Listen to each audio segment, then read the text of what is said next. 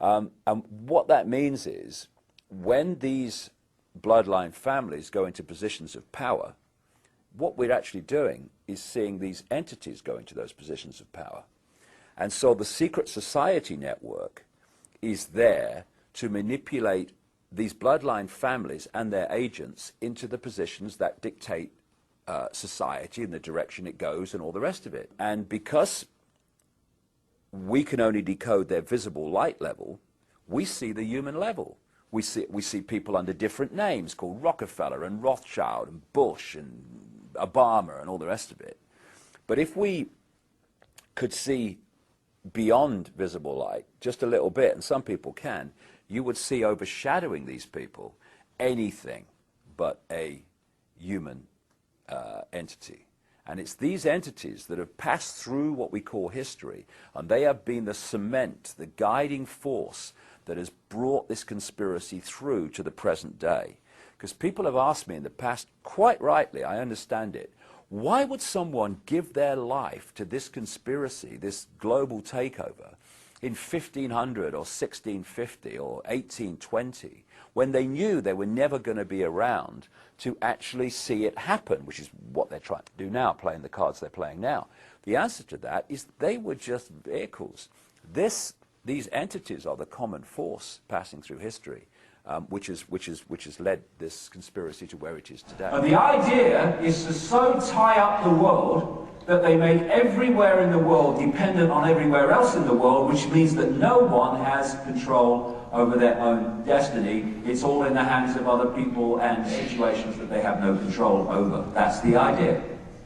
People talk about the prison planet. The prison planet is the human mind in prison. That's what it is. But if you keep going, because you want to know the origin of this, then you go out of this reality called visible light. You go out of this into other levels of reality. If you go to a stage hypnotist show, what do you see? You see stooges on the stage, and then you see the hypnotist, and he goes along and he uses his techniques to implant a belief in reality into the stooges. He might tell them there's an elephant in the audience. He might tell them that the woman next to the person is naked. And when you start to understand how we create reality and decode reality, you can see how simple this is. The brain is decoding reality like a computer decodes information and puts it on the screen. However, if you program the computer to read the information in a certain way, then it will. And in the same way, if you can program the human brain to read information in a certain way, then it will. Example, in a hypnotist stage show, I've seen people being given a potato and being implanted with the belief that it's an apple. Now, when they eat that, normally they would reel back a raw potato, but they don't, because the electrical signals carrying the taste of that potato go to the brain and normally would be decoded as a potato. Because of the implanted belief it's an apple, it decodes that as an apple, and they actually taste an apple. I've seen people in a hypnotist stage show being told that when a certain code is given, they're going to smell something horrible. And he gives the code, and the line of them go, "Oh my God!" This is how it's possible. Now you take that onto the collective level, and you think that when we're watching television, our brain waves go into the same brainwave state as they do in a hypnotic trance. And what that does is open the mind, open the psyche to programming from, and what do we call those things between the adverts? What do they call them? Programs, television programs. It's television programming.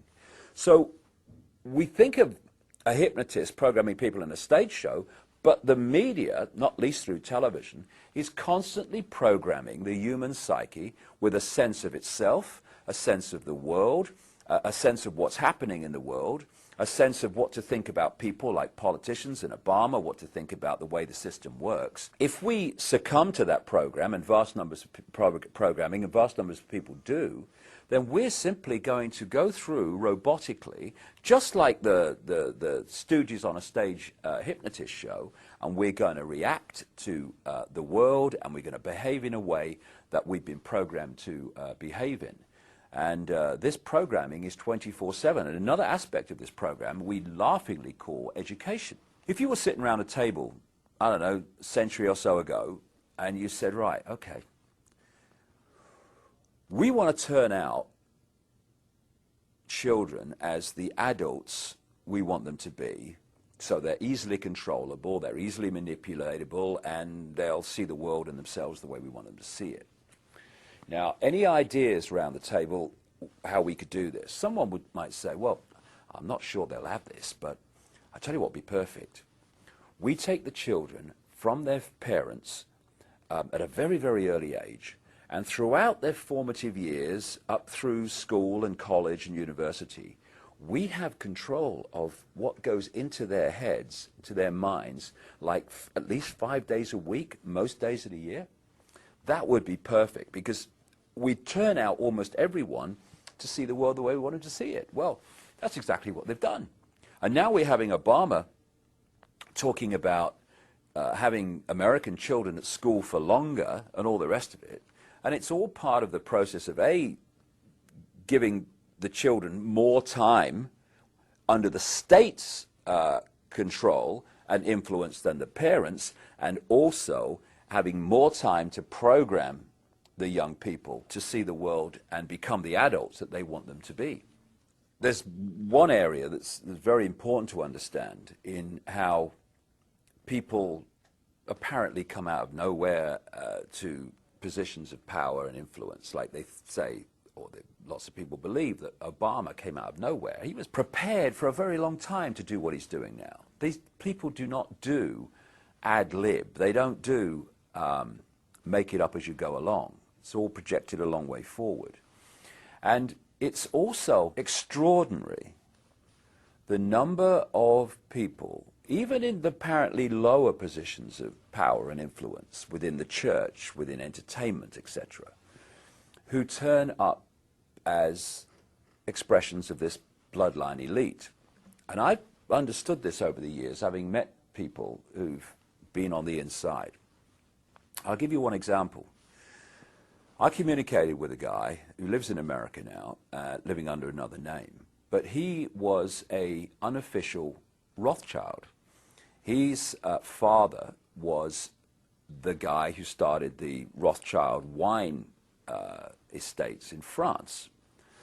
And he told me how the Rothschilds and these bloodline families not only interbreed with many different women to produce the bloodline, but they actually have sperm banks, because the sperm bank holds the genetic code that they operate on. And part of that genetic code is it's had deleted from it any feeling of empathy. Very, very important point.